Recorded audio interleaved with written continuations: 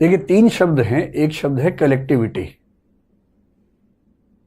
एक शब्द होता है क्राउड, एक शब्द होता है मॉब। जब बहुत सारे लोग एक साथ हों, हम उसको बोलते हैं कलेक्टिविटी। जब उसमें थोड़ा सा अंधापन आने लगे, इमोशंस हावी होने लगे, तो वो क्राउड हो जाता है। क्राउड के लिए आमतौर पर भीड़ हम कह देते हैं।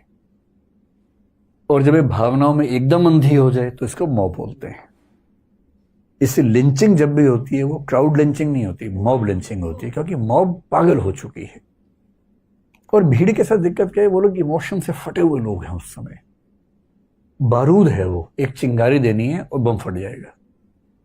और जो लोग मॉब बनाते हैं वही चिंगारी देते हैं उसके बाद। और वो बेचारे लोग समझ नहीं पाते कि उनको इस्तेमाल किया गया उसके अंदर। कोशिश ये करनी है कि एक अच्छा समाज, जब व्यक्ति इंडिविजुअल से कलेक्टिविटी की ओर जाए, अपना विवेक साथ में लेके जाए और कोई उसको भड़का के क्राउड में या मॉब में कन्वर्ट ना कर सके। और ये कब होता है, जब किसी समाज में शिक्षा व्यवस्था, एक मात्रा तक धर्म व्यवस्था भी हो सकती है, परिवारों में जो परवरिश की व्यवस्थाएं हैं वो थोड़ी सी तार्किक हों, वैज्ञानिक हों, समझदारी से भरी हों। हमारी शिक्षा व्यवस्था में जो कमी मुझे लगती है सबसे बड़ी, वो ये कि हम बच्चे को चिंतनशील प्राणी नहीं बनाते हैं। हम उसको रटना सिखाते हैं, याद करना सिखाते हैं। साइंस पढ़ रहे तो मोशन की परिभाषा ये, रटो इसको और ये जाके लिखाना। डेमोक्रेसी की परिभाषा अनडेमोक्रेटिक तरीके से रटवाई जा रही है और सब बच्चे वही लिख के आ रहे हैं डेमोक्रेसी क्या है। इतनी गहरी बातें जो स्कूल में पढ़ाई गई, महसूस तो करवाई नहीं गई। क्लासरूम में टीचर और विद्यार्थी का संबंध शासक और शासित जैसा ज्यादा रहता है। अधिकांश स्कूलों में बच्चों को सवाल पूछने की आजादी नहीं है, उस पर पिटाई का खतरा उनको होता है। जब तक बच्चे सवाल नहीं पूछेंगे, जब तक बच्चों को पढ़ाई में रुझान, मजा नहीं आने लगेगा, और जब तक पढ़ाई दिमाग से उतरकर दिल तक नहीं पहुंचेगी, जब तक साइंटिफिक टेम्परामेंट नहीं बनेगा। हमारे कॉन्स्टिट्यूशन में, मूल दायित्वों में, फंडामेंटल ड्यूटीज में लिखा हुआ है साइंटिफिक टेम्पर डेवलप करना है। और साइंस पढ़ के भी साइंटिफिक टेम्पर डेवलप हो जरूरी नहीं है। बहुत सारे वैज्ञानिक लेबोरेटरी के अंदर साइंटिस्ट होते हैं, बाहर निकलते अंधविश्वासी व्यक्ति हो जाते हैं।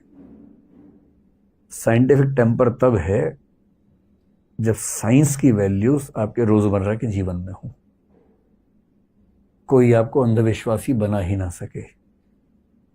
आजकल चमत्कारों का बहुत क्रेज चल रहा है और वो देख के सच में लगता है कि ऐसा कैसे होता है। मैं खुद परेशान रहा हूं, पर मेरी अपनी आदत यह है कि मैं बिना बात के विरोध, बिना बात के समर्थन करने से बचता हूं। तो आपको अजीब सा लगेगा, मैंने बहुत ढूंढ के एक टीचर को तलाशा भारत में कहीं से, जो मेंटलिज्म सिखाता है। उससे बात की, उसको दिल्ली बुलाया, 2 दिन मैंने उसकी क्लास अटेंड की, 8-10 घंटे मैंने पढ़ाई की उसके साथ। 50 तरह के चमत्कार और जादू उसने मुझे करके दिखाए। मैं हर बार परेशान हो गया कि ये कैसे हो गया, फिर उसे सिखाया। अब मैं वो सब कर सकता हूं। मैं अभी नहीं बताऊंगा क्योंकि मैंने उनसे वायदा किया कि मैं सारी पोल नहीं खोल सकता हूं, पर मुझे सारी चिंताएं दूर हो गई उसके बाद। कहने का भाव यह है कि एक ऐसा समाज जो किसी बात पर अंधविश्वास नहीं करता है, अंध अविश्वास भी नहीं करता है, जिस चीज पर संदेह है, संशय है, उसको स्टडी करता है, समझता है, चर्चाएं करता है, बहस करता है, वो बनता है जिंदा समाज। वो व्यक्ति होता है जिंदा आदमी। भीड़ से अलग होना अकेला क्राइटेरिया नहीं है। किसी मामले में भीड़ अगर ठीक है तो भीड़ के साथ भी होना चाहिए। समाज के साथ होना भी समझदारी है। पर यदि समाज गलत बात पे एक हुआ है तो आपको समाज से अलग होने का साहस भी होना चाहिए, विवेक भी होना चाहिए। और ये तभी है कि जब पढ़ने लिखने की, समझदारी की संस्कृति विकसित होगी। और ये तब होती है जब सरकार शिक्षा पे बजट भी अपना बढ़ाए, ऐसे टीचर्स को भी तलाशे। और सबसे बड़ी बात, एक टीचर बनना समाज में सपना जिस दिन बन गया। अभी देश के सबसे योग्य लोग क्या बनना चाहते हैं? उनको आईआईटी करना है, एम्स करना है, डॉक्टर बनना है, इंजीनियर बनना है, एमबीए करना है, कंपनियां चलानी है, आईएएस बनना है, आईपीएस बनना है।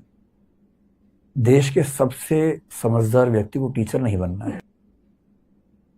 और जिस दिन देश के सबसे योग्य लोग टीचर बनने की जिद कर लेंगे, समाज बदल जाएगा। वो कब होगा? जब टीचर को सुविधाएं और सम्मान इतना मिले। अमेरिका जैसे देशों में, इंग्लैंड जैसे देशों में आपको पता है डॉक्टर इंजीनियर से ज्यादा वेतन और सम्मान टीचर्स का होता है, इसलिए वहां पढ़ाई की वैल्यू है।